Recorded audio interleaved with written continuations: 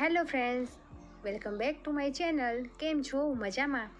ઘણી બધી આપણે કિચન ટિપ્સ અને હોમ ટિપ્સ આપણે જોઈ જ છે, પણ આજે એટલી બેસ્ટ ટિપ્સ છે કે તમે જોઈને પણ ચોંકી જશો. અને હા, વેસ્ટમાંથી બેસ્ટ બનાવવાનું છે. તો ચલો લે સ્ટાર્ટ.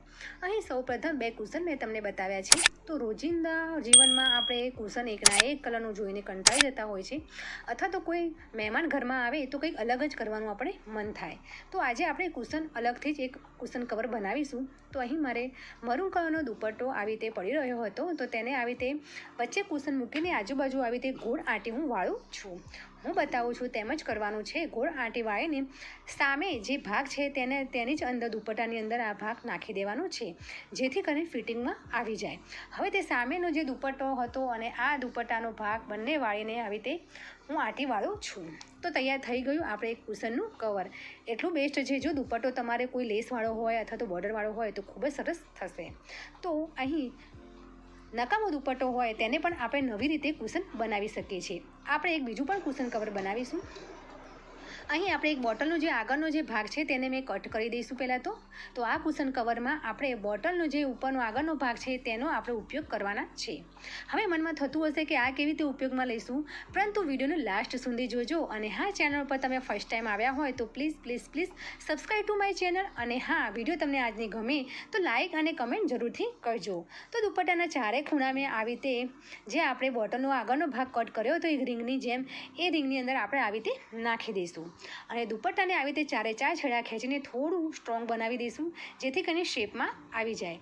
હવે આ ચારે ચાર જે છેડા વધ્યા છે તે એકદમ ફ્લાવર્સની જેમ તમે દેખાઈ રહ્યા છે. તો હવે આવી રીતે ફ્લાવર્સનો શેપ આપીને આપણે ચારે કિનારે આપણે સેફ્ટી પિન લગાવી દઈશું. તમે ટાંકા પણ તમે લઈ શકો છો સોય દોરાથી, પરંતુ જો આવી રીતે ઇન્સ્ટન્ટ તમારે કુશન કવર બનાવવું હોય તો આવી રીતે બનાવી શકો છો. તો બંને કુશન કવર રેડી થઈ ગયા છે. જો તમારે કોઈ ખરાબ સાડી પડી હોય, દુપટ્ટો પડ્યો હોય, એવું કપડું પડ્યું હોય તો તમે જરૂરથી બનાવજો, અને ખૂબ જ સરસ લાગે છે. હવે આગળની ટિપ્સ જોઈશું કે અહીં આપણે ઘરમાં હવે આપણે ડ્રેસ પહેરતા જ હોઈએ છીએ, પરંતુ એટલા બધા ડ્રેસ હોય છે કે તેનો છે સલવાર નથી મળતો, દુપટ્ટો તેનો નથી મળતો. તો આજે આપણે એવી રીતે આવી રીતે કપડાં વાળવાના છે કે એક જ વખત તમારા કપડાં એકસાથે તમને મળી જશે, એટલે કે આખો સેટ તમને મળી જશે. તો અહીં હું જો ઉપરનો જે ડ્રેસ વાળું છું, તમે ધ્યાનથી જોઈ શકો છો કે હું આવી રીતે દરરોજે આવી રીતે ડ્રેસ વાળું છું. તો એ ડ્રેસ વાળી દીધો છે સારી રીતે. હવે તેની ઉપર તેનો પાયજામો અથવા તો લેગીસ જે પહેરતા હોય તે આપણે તેના ઉપર વાળીને મૂકીશું. અને સાથે સાથે તેનો આપણે જે દુપટ્ટો નાખતા હોઈએ તે પણ આપણે મૂકીશું. તો હું તમે જો બતાવું છું તે રીતે તમારે કપડાં વાળવાના છે. ચેનલ પર ફર્સ્ટ ટાઈમ આવ્યા હોય તો please subscribe to my channel. આજની વિડીયો જો તમને પસંદ આવે તો પ્લીઝ મારી ચેનલને લાઈક કરો, શેર કરો અને સબસ્ક્રાઈબ જરૂરથી કરજો. બાજુમાં બેલ આઇકન છે તેને જરૂરથી પ્રેસ કરજો. તમારી એક લાઈક અને કમેન્ટ મને મોટિવેશન આપે છે. તો please support me. Please like, share અને સબસ્ક્રાઈબ જરૂરથી કરજો. ચલો.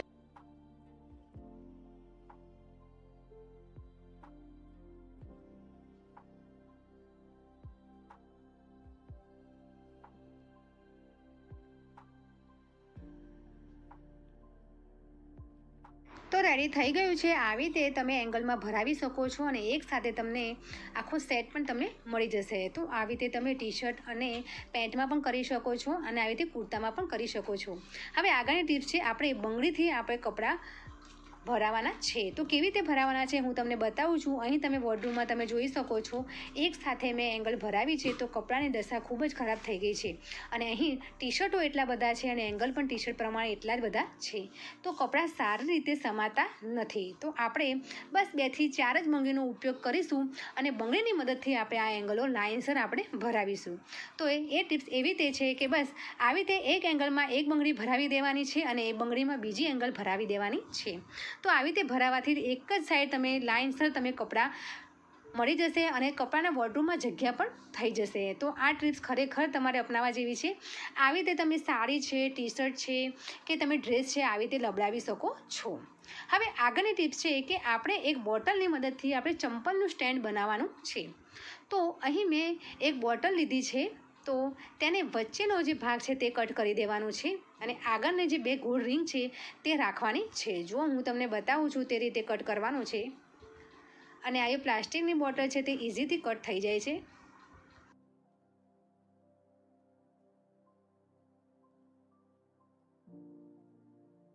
હવે તે કટ કરીને ઉપર એક મેં કાણું પાડી દીધું છે, જેથી કરીને કે આપણો આંકડો ભરાવીને પણ ભરાવી શકીએ છીએ. તો આવી રીતે ચંપલ આવી રીતે ચોમાસામાં આપણે ભીના સેન્ડલ હોય છે, મોજરી હોય છે, ચંપલ હોય છે, શૂઝ હોય છે, તો આવી રીતે પ્લાસ્ટિકની બોટલમાં આવી રીતે ભરાવી દેવાનું અને પછી પવનમાં આવી રીતે લબડાવી દેવાનું છે. તો આવી રીતે 2-4 બોટલો તમારે આવી રીતે કટ કરી દેવાની અને તેને વચ્ચે મેં એક હોલ પણ પાડ્યો છે, તો તેની મદદથી એક આપણે આંકડા જેવું અથવા તો સળિયો જેવું લબડાવી દેવાનું અને આવી રીતે ઘરમાં પણ તમારે સારી રીતે ચંપલ. આગળની ટિપ્સ જોઈશું કે અહીં આ બોક્સમાં હું કેરી લાવી હતી, તો કેરીની સાથે આવી રીતે કાર્ડબોર્ડ પણ આવ્યું હતું. તો આ કાર્ડબોર્ડ ખૂબ જ ઉપયોગી હોય છે કે જે આપણા કોઈ પણ શાકભાજી ફ્રૂટ હોય તેનું ભેજ શોષી લે છે અને એકદમ કોરા અને તાજા રાખે છે અને તેના ઉપર કોવાતા પણ નથી. તો અહીં હું આ જ કાર્ડબોર્ડ ઉપર હું બટાકા અને ડુંગળી રાખવાની છું. લસણ પણ તમે રાખી શકો છો, આદું પણ રાખી શકો છો. તો અહીં આવી રીતે મૂકવાથી આની અંદર જે ભેજ છે તે અંદર રહેશે નહીં અને સારી રીતે ડુંગળી અને બટાકા છે તે સારી રીતે રહેશે અને કોવાશે પણ નહીં. તો આ કાર્ડબોર્ડ તમારે હવે નાખવાનું નથી, તમારે સાચવી રાખવાનું છે, જેથી કરીને તમે શાકભાજી પણ સારી રીતે સાચવી શકશો. તો ટિપ્સ તમને ગમી હોય તો લાઈક જરૂરથી કરજો અને હા, કમેન્ટ જરૂરથી કરજો. હવે આગળની ટિપ્સ જોઈશું કે અહીં જ મેં હમણાં બોક્સ બતાવ્યું હતું, તે ખૂબ જ સારી ક્વોલિટીનું બોક્સ છે. તો તેને આપણે સેલો ટેપની મદદથી પહેલાં તો તેને એકદમ સેટ કરી દઈશું. તો નીચેનું ખોખું પરફેક્ટ છે, પરંતુ ઉપરનું જે ઢાંકણ છે થોડું મને ખુલી ગયેલું લાગે છે, તો હું સેલો ટેપની મદદથી પહેલાં સારી રીતે ફિટ કરી નાખીશ. તો હવે આપણે આ બોક્સને સારી રીતે હવે એવું બનાવીશું કે જેની અંદર આપણે નાની વસ્તુ મૂકી શકીશું, કપડાં મૂકી શકીશું, સાડીઓ પણ સારી રીતે સેટ કરીને મૂકી શકીશું.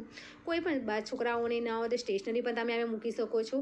એટલું મોટું બોક્સ થશે કે તમે ખાસો બધો સામાન તમારા આની અંદર સમાઈ જશે.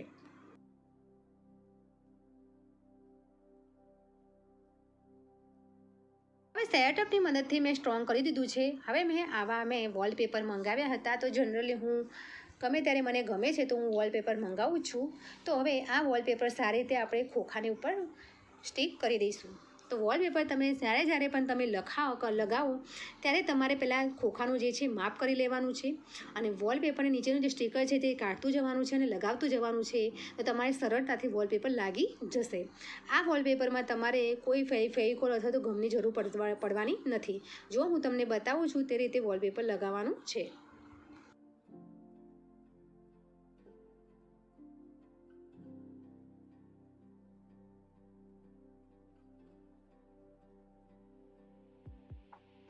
હવે જે ખોખાનું ઢાંકણું હતું તે રેડી થઈ ગયું છે. જો હું તમને બતાવું છું, સરસ એવું દેખાઈ રહ્યું છે.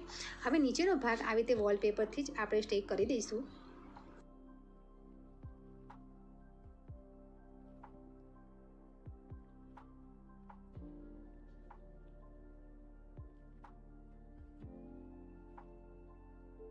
તો તમે અહીં જોઈ શકો છો વોલપેપર પરફેક્ટ હવે સ્ટિક થઈ જશે અને તમે બંને ખોખાના જે છે તે મેં આવી રીતે સરસ એવા વેસ્ટમાંથી બેસ્ટ બનાવી દીધા છે. સરસ એવું એક ગિફ્ટ બોક્સ જેવું પણ રેડી થઈ ગયું છે.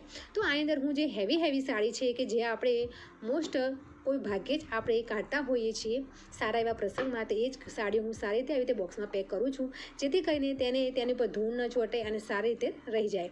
તો આ બોક્સમાં મેં બનાવીને ખૂબ જ ખુશ થઈ ગઈ છું. આની અંદર ઘણા બધો સામાન પણ તમે આની અંદર મૂકી શકો છો. તો હવે આગળની ટિપ્સ જોઈશું કે અહીં મેં જે આપણે આવી રીતે એક બોટલનું આવી રીતે વચ્ચેનો ભાગ કટ કરી દીધો છે અને આવી રીતે મોટી સાઇઝના પાટલા અથવા તો બંગડી તમે આવી રીતે પેક કરી શકો છો. તો આનાથી તમારે બંગડી એક સરખી રહેશે, તેનું શાઇનિંગ પણ ખરાબ નહીં થાય અને એક નાનું બંગડી બોક્સ પણ તમે કહી શકો છો. તો આવી રીતે ઘણી બધી બોટલો હોય છે, તો તેને વચ્ચેનો ભાગ આવી રીતે કટ કરી દેવાનો અને આવી રીતે બંગડીઓ તમે આવી રીતે મૂકી શકો છો, સ્ટોર પણ કરી શકો છો. તો ફ્રેન્ડ્સ, આજની આટલી બધી ટિપ્સમાંથી તમને કઈ ટિપ્સ ગમી તે મને કમેન્ટ કરીને જરૂરથી કહેજો. અને હા, ટિપ્સ જો તમને થોડી ઘણી પણ ગમી હોય તો લાઇક અને સબસ્ક્રાઈબ જરૂરથી કરજો. અને હા, ફેમિલી ફ્રેન્ડ્સને જરૂરથી શેર કરજો, જેથી કરીને કોઈને આવો પ્રોબ્લેમ થતો હોય તે દૂર પણ કરી શકાશે. તો હવે એક નવા આઈડિયા સાથે મળીશું. બાય, જય ભારત.